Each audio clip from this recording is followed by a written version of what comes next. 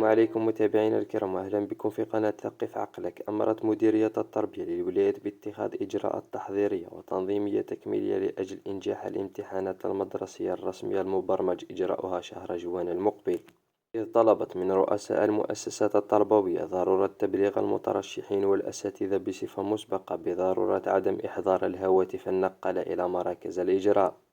وأمرت نفس المصالح بمديرية التربية للولايات مديري المؤسسات التعليمية بضرورة الشروع بصفة مسبقة في التبليغ الفوري والواسع لكافة المترشحين وجميع الأساتذة المجندين بتسخيرات لتأطير الامتحانات المدرسية الرسمية.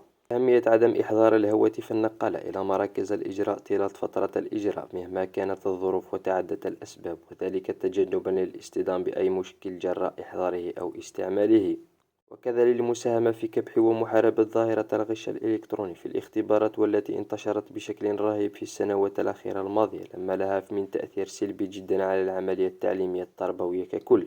كذا الانعكاسات الخطيرة على مستقبل المتورطين في الغش خاصة التلاميذ.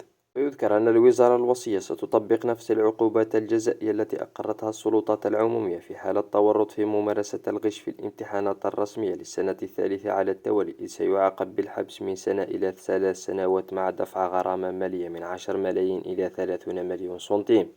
من يقوم قبل أو أثناء الامتحانات المدرسية الرسمية بنشر أو تسريب مواضيع أو أجوبة الاختبارات، كما سيتم تسليط عقوبة السجن من 5 إلى 10 سنوات مع غرامة مالية من 50 إلى 100 مليون سنتيم ضد المتورطين بنشر أو تسريب مواضيع أو أجوبة الامتحانات الرسمية.